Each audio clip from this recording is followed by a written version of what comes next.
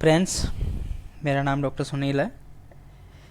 मैं यहाँ आप लोगों को 4 दिन से इंस्टाग्राम पर, फेसबुक पर रील स्टेटस डाल के बता रहा हूँ इंग्लिश स्पीकिंग कोर्स स्टार्ट कर रहे हैं। मैं कोई कोचिंग क्लासेस, कोई इंस्टीट्यूट नहीं चलाने वाला हूँ। मैं तो उन गरीब परिवार के बच्चों के लिए एक छोटा सा ऑनलाइन इंग्लिश स्पीकिंग कोर्स लेके आया हूँ, जिसके माध्यम से वो लोग अंग्रेजी भाषा बोलना सीख जाए। मेरा कोई पैसे कमाने का उद्देश्य नहीं है, ना मैं आपसे फ़ीस लेने वाला हूँ, ठीक है। मेरा तो छोटा सा यही है कि आप लोग सब लोग इंग्लिश बोले कल को, क्योंकि मैं डेली अपने रोज़मर्रा की ज़िंदगी में देखता हूँ मेरे दोस्त है, कलीग्स है, डेली कहीं ना कहीं शर्मिंदगी महसूस करनी पड़ती है उन लोगों को। क्यों? क्योंकि इंग्लिश नहीं आती। यदि आपने देखा होगा, एक कोई इंग्लिश बोल रहा है तो 5 आदमी उसको ढंग से सुनेंगे। यदि आप मारवाड़ी में कितना ही उछल उछल के बोल लो, तो हिंदी में कितना ही उछल उछल जोर के बोल देते हो, तो आपकी कोई नहीं सुनेगा। आपको तो अनपढ़ भी मान लिया जाएगा। चाहे आप पूरा आपने पीएचडी कर रखी हो, एक बंदा 12th में इंग्लिश बोल रहा हो अच्छे से, तो उसका अच्छा माना जाएगा, ठीक है। तो इसीलिए मैं यहाँ पर आपके लिए छोटा सा इंग्लिश स्पीकिंग कोर्स लेके आया हूँ। मेरे साथ यदि 30 दिन यदि आप देते हैं तो आप 100% आप इंग्लिश बोल पाओगे। यहाँ है कि इंग्लिश स्पीकिंग कोर्स बेसिकली उनके लिए ज़्यादा अच्छा होगा जो कोचिंग कर रहे हैं आईलेट्स के लिए, ओईटी के लिए, सीआरएन के लिए, एनसीएलएक्स के लिए, टोई के लिए, और सबसे इम्पोर्टेंट जिनकी इंग्लिश कमज़ोर हो, या जो मेरी तरह हिंदी मीडियम स्टूडेंट हो। Guys, when I was 12th class, then I couldn't speak a single sentence of English, क्योंकि हम लोग हिंदी मीडियम स्टूडेंट थे। जिस स्कूल में पढ़ते थे वहाँ लोग सीबीएसई के स्टूडेंट भी पढ़ते थे। हम लोग मारवाड़ी या अपनी हिंदी या अपनी लोकल लैंग्वेज बोलते थे, तो हमारा मजाक उड़ाते थे, कहाँ से आ गए गंवार लोग। सेम हम कॉलेज में पहुँचे, जो इंग्लिश की एक सब्जेक्ट 10th-12th की हमसे पढ़ी नहीं जाती थी एमबीबीएस में, वो सारा सिलेबस इंग्लिश में आता था। तो यहाँ आके तो और पछता गए, कहाँ आ गए यार। तो इंग्लिश हमारे ऊपर से जाती थी। हमारे टीचर भी हिंदी में नहीं बोलते थे, सारा सिलेबस इंग्लिश में पढ़ाते थे, सब कुछ इंग्लिश में बोलते थे, सारा सर के ऊपर से जाता था, बहुत ऊपर से। सो गाइज, इसीलिए मैं आपके लिए छोटा सा प्रयास कर रहा हूँ। अपने यूट्यूब चैनल पर एक वीडियो डालूँगा, साथ में online classes Teachmint app पर, तो आप इंग्लिश सीख सकते हैं। तो दोस्तों चलते हैं। फ्रेंड्स, हम बचपन से सुनते आ रहे हैं 10 सीख जाओ, 10 सीख जाओ, अंग्रेजी आ जाएगी। लेकिन हम तो कक्षा 6 से 12 तक ये 10 ही पढ़ते सीखते आ रहे हैं, फिर भी आज तक इंग्लिश का एक सेंटेंस ढंग से बोल नहीं पाते, लिख नहीं पाते। क्यों? आखिर हमें इस भ्रम में क्यों रखा गया है? बता भाई राकेश, क्यों? सुना है ना बचपन से 10 सीख जाओ, 10 सीख जाओ, हमें इंग्लिश आ जाएगी। पर यार, हम तो टेंस भी सीख गए, मॉडल भी सीख गए, और active, passive, voice, indirect, indirect, सारी ग्रामर हमें उंगलियों पर याद है, फिर भी हम लोग इंग्लिश नहीं बोल पाते। क्यों भाई? फिर भी हम इंग्लिश नहीं बोल पाते, क्यों? मैं बताता हूँ। हमें टेंस बार बार बोले जाते हैं हमारे गुरुजियों के द्वारा कि भाई 10 सीख जाओ, अंग्रेजी आ जाएगी, 10 पढ़ लो, 10 पढ़ लो। अरे बस 6 क्लास से 12 तक तो 10 ही पढ़े हैं, फिर भी नहीं आई हमें अंग्रेजी बोलना तक नहीं आई, दूर की बात है। और आज तक हम इंग्लिश को सिर्फ एक सब्जेक्ट लेके चल रहे थे। और आपको पता होना चाहिए, इंग्लिश नॉट ए सब्जेक्ट, ठीक है। इंग्लिश एक सब्जेक्ट नहीं है, दिस इज इंटरनेशनल लैंग्वेज।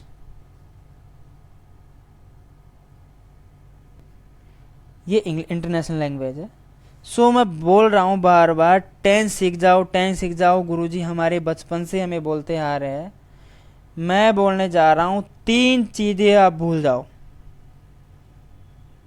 तब आपको इंग्लिश आएगी।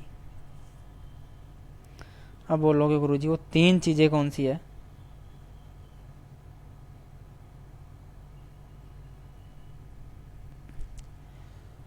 हम आगे चलते हैं।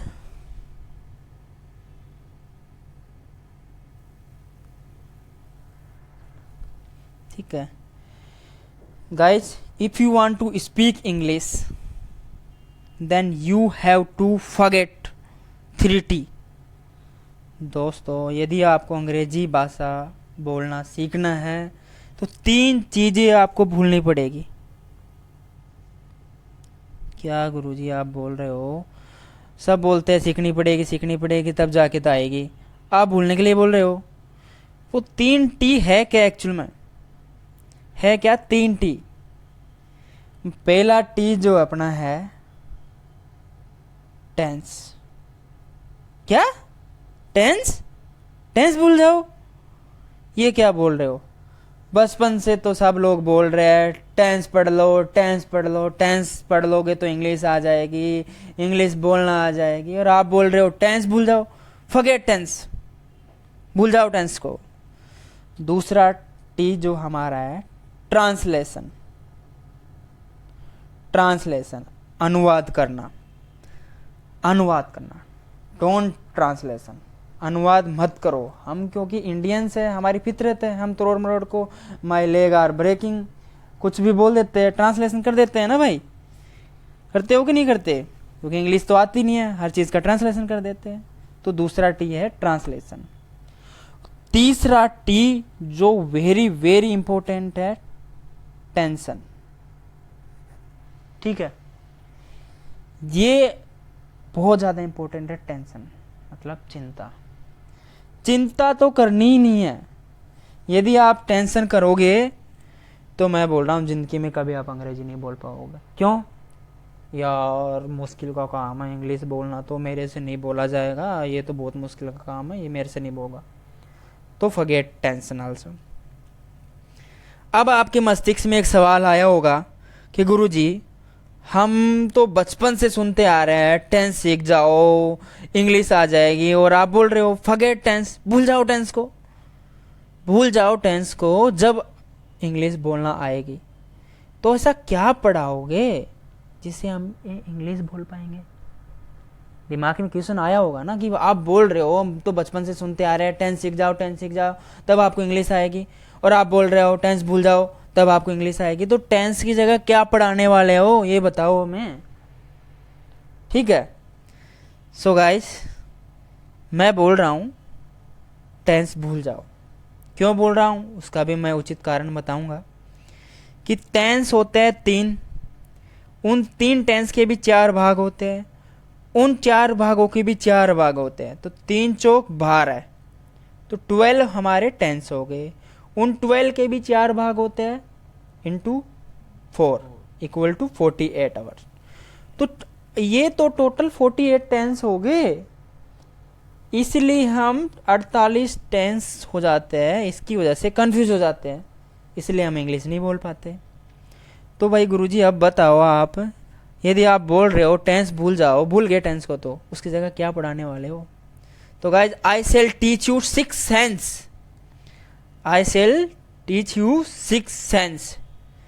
मैं आपको 6 सेंस पढ़ाऊंगा।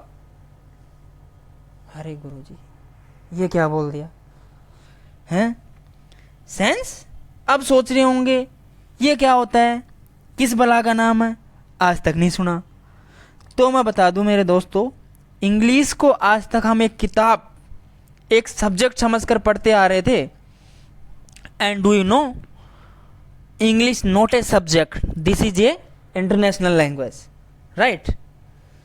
So that's why we couldn't speak a single sentence of English yet, because हम तो टेंसों में घुले पड़े हैं। 48 टेंस होते हैं, present indefinite, present continuous, present perfect continuous, same past के भी होते हैं, सेम फ्यूचर के भी होते हैं। भाई हम भूल गए ये एक भाषा है, अंग्रेजी क्या है, एक भाषा है, और भाषा कब आएगी? बोलने से आती है, पढ़ने से नहीं आती है। इसी को सीखने के लिए हम यहाँ सेंस पढ़ेंगे, और इंग्लिश सीखने के लिए आपको मेरे साथ केवल और केवल 30 दिन चाहिए। ठीक है। इस 30 दिन के समय में आप अंग्रेजी स्टार्टिंग यदि 6 दिन भी पढ़ लेते हैं आप, तो टूटी फूटी आप अंग्रेजी बोल पाओगे। आप 100% श्योर, मैं गारंटी लेता हूँ कि आप 6 दिन के अंदर आप इंग्लिश बोल पाओगे। 30 दिन में तो आप परफेक्ट हो ही जाओगे, बट आप 6 दिन में इंग्लिश बोल पाओगे। I'm 100% sure one day you will definitely speak English fluently. I'm promise to you. Okay.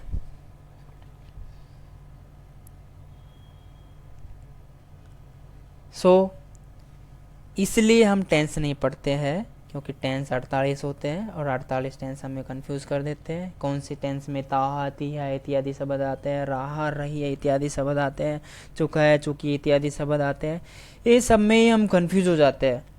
इसलिए इन शब्दों को तोड़ मरोड़ के इसकी छोटी बहन सेंस बनाई है किसी ने, तो उसी को हम पढ़ेंगे और उसी के आधार पर हम अंग्रेजी भाषा का ज्ञान लेंगे और अंग्रेजी भाषा सीखेंगे बोलना।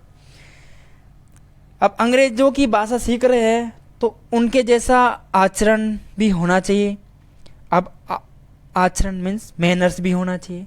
अब आप बोलोगे हमें मैनर्स नहीं है, मैं बोलूँगा 100 में से 95% लोगों में मैनर्स नहीं है।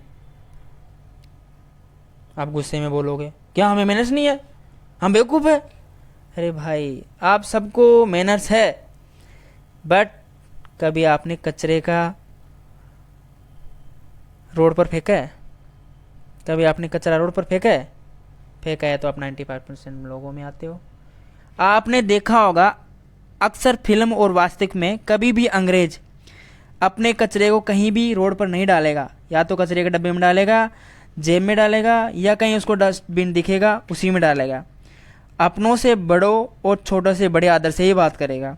और आप खुद सोच कर देखो, ऐसा करते हो तो 95% लोगों में आते हो, नहीं 5% लोगों में आते हो। यदि सीखना है तो आज से ही कृपया, यदि अंग्रेजों की ये भाषा सीखनी है तो आज से ही कृपया करके ऐसा ना करे, ऐसा करे कचरा कचरे की जगह पे डाले, छोटे बड़ों से आदर से बात करे। राइट, एक हम्बल रिक्वेस्ट है, चाहे आप अपनी लाइफ में कैसे भी रहो। ठीक है, तो हम हमारा पहला टॉपिक मैनर्स पढ़ते हैं।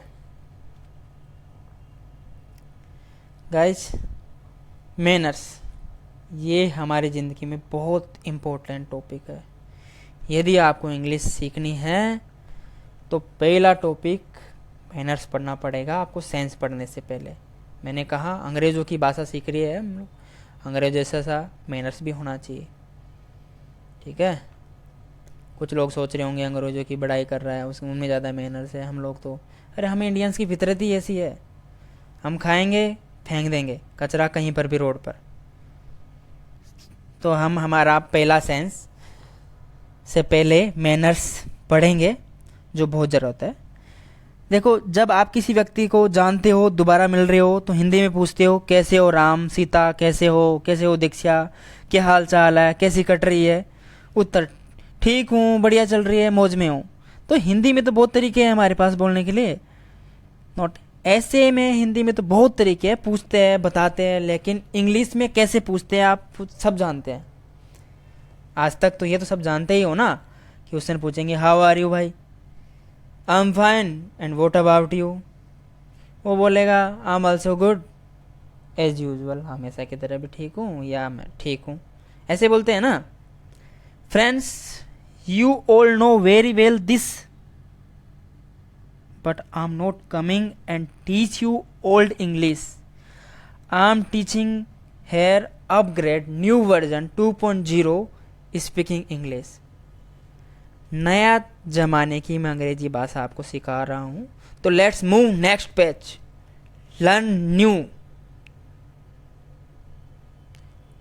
कुछ नया सीखते हैं। चले भाई आगे। तो नई चीज़ सीखने के लिए हमें, मैंने बार बार बोल रहा हूँ, मैनर्स होना चाहिए। हमारा कचरा कचरे के डस्टबिन में डालना चाहिए हमें। राइट, हम नॉर्मल में ऐसे डाल देते हैं, कहीं पर भी रास्ते में डाल दिया, हमें चॉकलेट खाते खाते रास्ते में आए, उसको रास्ते में डाल दिया, हमने सेंटर फ्रेश खाई, उसमें रास्ते में डाल दिया, ऐसे में ही बरसात के दिन आएंगे, वो नाले में फंस जाएगा, फिर पूरे शहर में नहर बन जाएगी, फिर नहाते फिरो। ठीक है, तो हमारा नया तरीका इंग्लिश स्पीकिंग का हम सीख रहे हैं।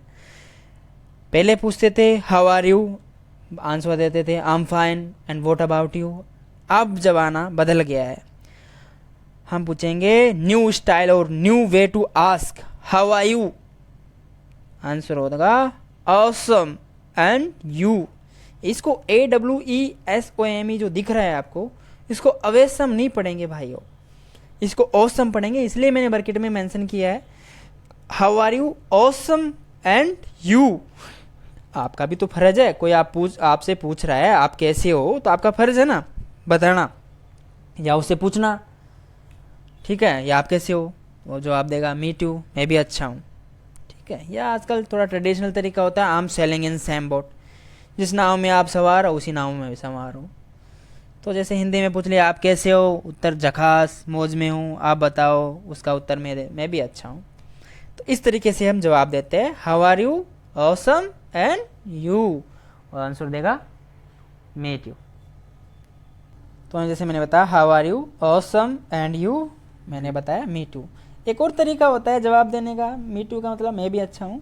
यदि आपको पता है सामने वाला अच्छा है, तो आप बोल सकते हो I am selling in same boat, जिस नाव में आप सवार हो उसी नाव में मैं सवार हूँ, मतलब मैं भी अच्छा हूँ। इसका एक और जगह उपयोग किया जाता है, वो बताता है, जैसे I am selling in same boat. One more use for this sentence, जैसे सपोज करो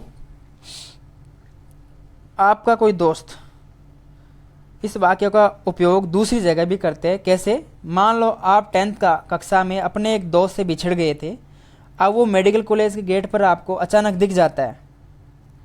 आप उससे पूछोगे हाय राकेश कैसे हो यार, बहुत दिनों बाद मिले यार, क्या कर रहे हो। आप हिंदी में बोलोगे, पूछोगे ना उससे कि आपको इंग्लिश नहीं आती है तो सीख रहे हैं। अब पूछोगे यार बहुत दिनों बाद मिले यार राकेश, क्या कर रहे हो, 10वीं में हमारे साथ पढ़ते थे ना। हाँ यार जान गया यार, अरे यार मैं तो MBBS कर रहा हूँ यहाँ से।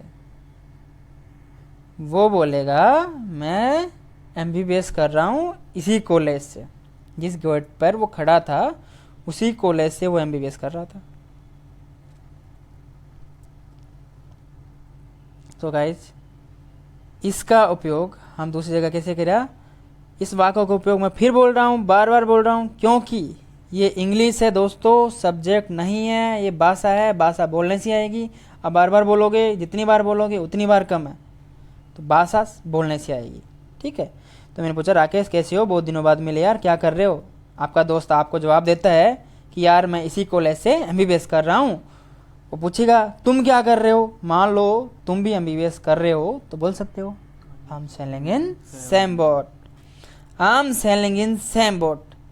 मैं भी जिस नाव में तू सवार है उसी नाव में मैं सवार हूँ। इसका तात्पर्य ये होता है कि आप MBBS कर रहे हो तो मैं भी MBBS कर रहा हूँ।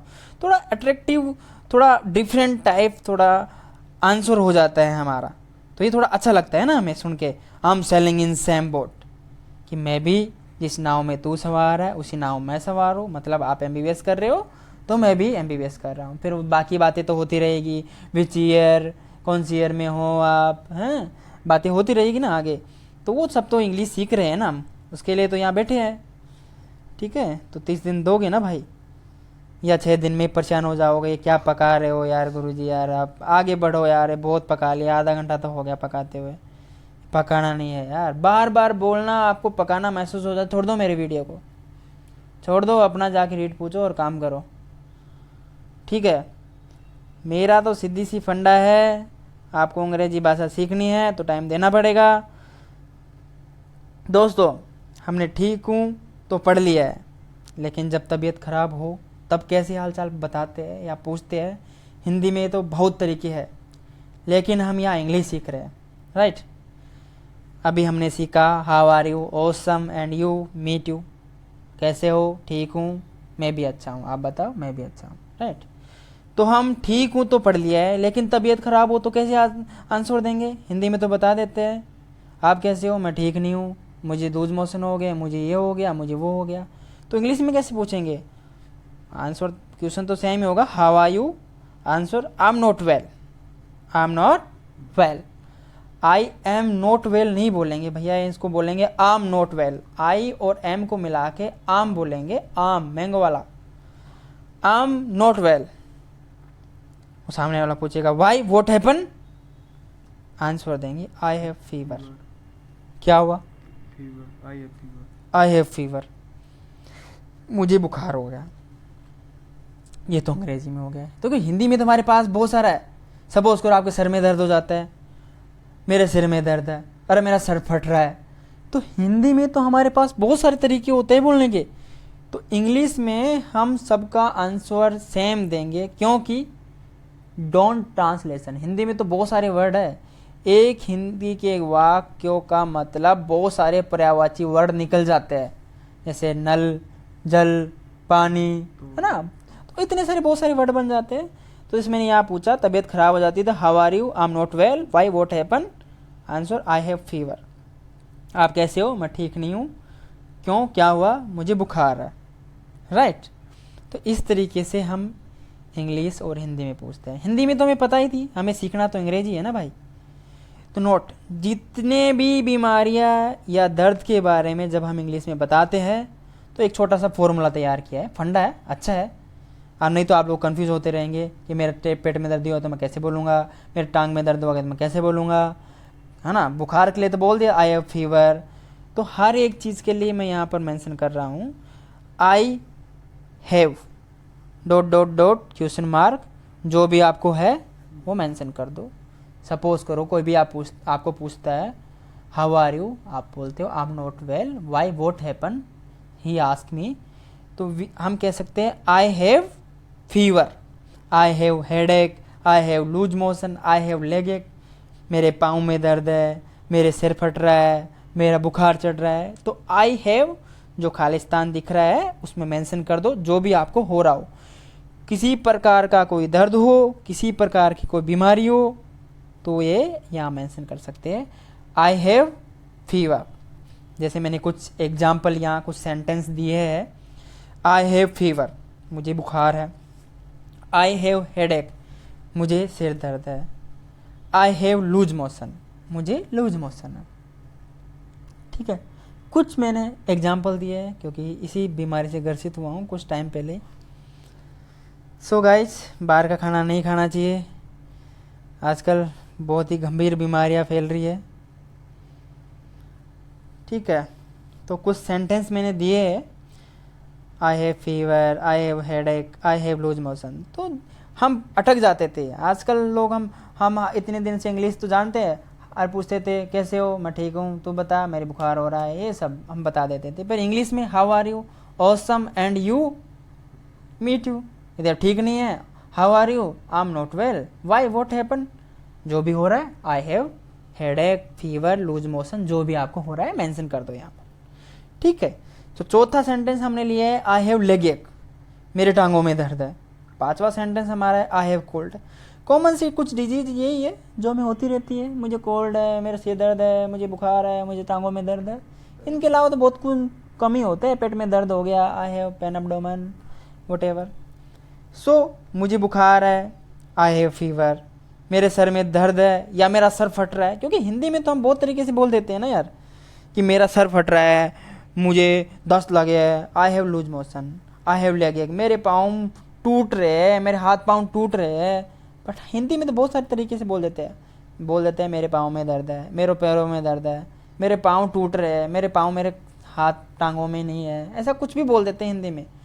सो उसका आंसर सब सेम ही होगा। इंग्लिश एक ट्रांसलेशन नहीं मांगती, ये आपको सटीक आंसर देना है। आई हैव लेग एक तो आई हैव लेग, उसका 5-7 मीनिंग नहीं निकालनी है अपने को, ठीक है गाइज। हमारी ये मैनर्स टॉपिक ख़त्म हो गया है। अब हम अगली वीडियो में साइंस पढ़ेंगे, जिसका बेसब्री से इंतज़ार था आप लोगों को। उससे पहले please like and subscribe the channel for more videos. Thank you so much. अब आप इतनी देर से जो जिस चीज़ का इंतज़ार कर रहे